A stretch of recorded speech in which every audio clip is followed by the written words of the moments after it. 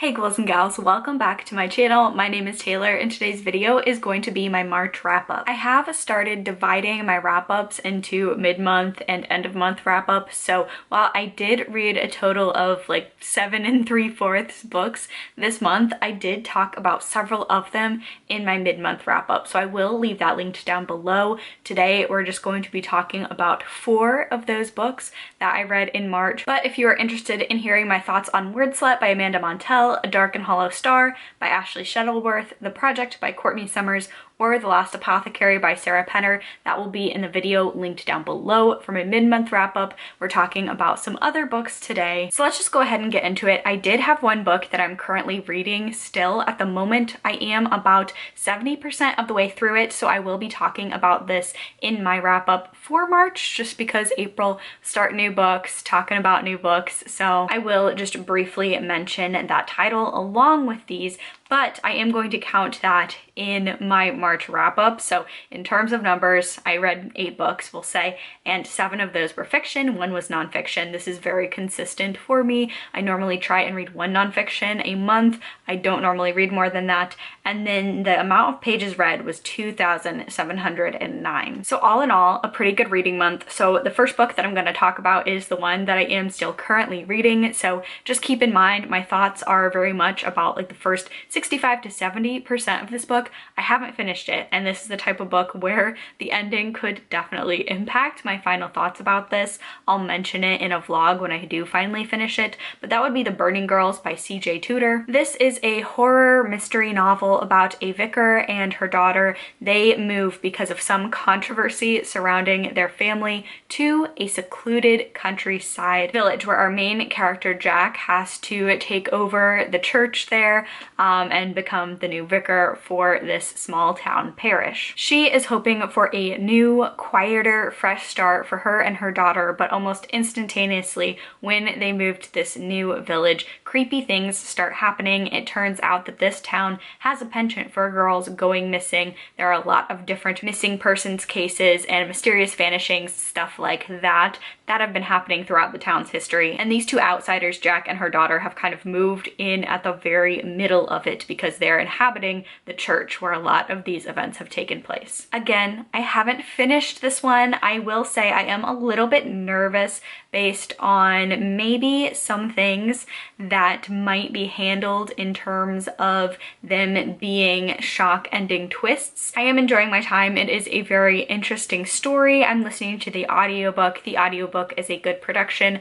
Again, I'm a little nervous. I'm worried this might be one that uses mental illness as like a shock twist ending, which would not be great. And the writing style is definitely not my favorite. I'm glad I picked this up via audiobook because I don't think I would enjoy the experience of it reading it physically as much as I'm enjoying listening to it. But overall, what I've read so far from this one, I have really enjoyed it. It is a very good horror thriller type of book, and it has a really high rating on Goodreads. It has like an average 4.15 stars, so usually thrillers tend to be a lot more polarizing than that, so I'm very interested to see how it will feel at the end of that. Now we are moving on to books where I have finished them in their entirety, so the reviews that I have will be a little bit more concise and coherent, but the next book I'm going to talk about is Clown in a Cornfield by Cesare, and I really enjoyed this one. This is a YA horror slasher novel about, again, similar theme actually to The Burning Girls, where a young teenager and her father move from a big city to a small town to kind of escape some trauma and kind of get a new fresh start in a new smaller city, and things just really don't go well for them. If you tend to like slasher movies like Friday the 13th, I think you will really love this one. This is definitely a plot-driven story over a character-driven story, and it feels very much so nostalgic. It feels like a classic slasher movie, which was a whole lot of fun. I listened to this on audiobook, and trigger warnings for death and gore, and just it's a very graphic, bloody book, but it's still YA, I would say, just with kind of the way these things are handled. Like, there are some graphic scenes, but not graphic to excess. I definitely think I wouldn't recommend this to like young readers, but it is definitely a YA slasher book, and I just really enjoyed it. I had a fun time. This would be a really good book for for October, September, October spooky season. Like the title suggests, this is about killer clowns. The setup of this story is that there are a lot of tensions and opposition between two different generations in this small town where everything is taking place. And all of the action comes to a head one night when all of these teenagers are out partying in a cornfield and clowns start attacking them and taking them out one by one. So this was a whole lot of fun. I enjoyed it. If you are, again, into slasher horror with a fast-paced plot, this would be an excellent book for you to pick up. The next book that I read this month is actually a graphic novel. It's Isola Volume 1 by Brenden, Fletcher, and Karl Kerschl, and I really enjoyed this one. I actually haven't heard a lot about this. I got the first two individual issues for a gift a while back, and then this was primarily a cover buy too, because I do tend to prefer the issue bind-ups when you get the volumes instead of the issues. So this is issues 1 through 3 in volume 1. I really enjoyed this. The premise of this, the creators said they were listening to the Princess Mononoke soundtrack and came up with a lot of ideas for this story, and I was really drawn by that premise, and I loved it. I'm really excited to pick up the next volume. There is a lot to love in here. So this is a high fantasy graphic novel series, and we follow a princess who has somehow turned into a tiger and her loyal bodyguard who is trying to help her reverse this magic, save their kingdom, because their kingdom is now without a ruler because she's a tiger now. So our two main characters have to try and figure out how to reverse the spell, and to reverse the spell, they have to travel to Isola, the land of the dead, to reverse this magic and bring the ruler of the lands back. So I really enjoyed this one. The main characters both are absolutely wonderful. They have a really fun back and forth, even though one of them is a tiger most of the time. They've got this really charming, flirtatious dynamic that is just a lot of fun to read, especially in graphic novel form. And trying not to give away too many spoilers, but the artwork in this is just so vibrant. You can see that there's like color themes and just such rich, vibrant colors and imagery, that this is a graphic novel series that not only has a really fun story and engaging story, but the artwork is just absolutely stunning as well. So this was very enjoyable. I will say it does throw you into the story. You almost feel like you missed some and didn't actually pick up volume 1, but rather like volume 2 or 3. I do have the Barnes & Noble exclusive edition of volume 1, and with that you do get the prologue, and the only way you could have gotten the prologue before this special edition was if you read the prologue previews in Motor Crush from December 2016 to April 2017. So I have the prologue in this special edition, which I actually did go back and read before I started the main events of this graphic novel, and it did really help me solidify what was happening because it just really throws you in there. So that is one slight critique I have about it, was that especially this world too,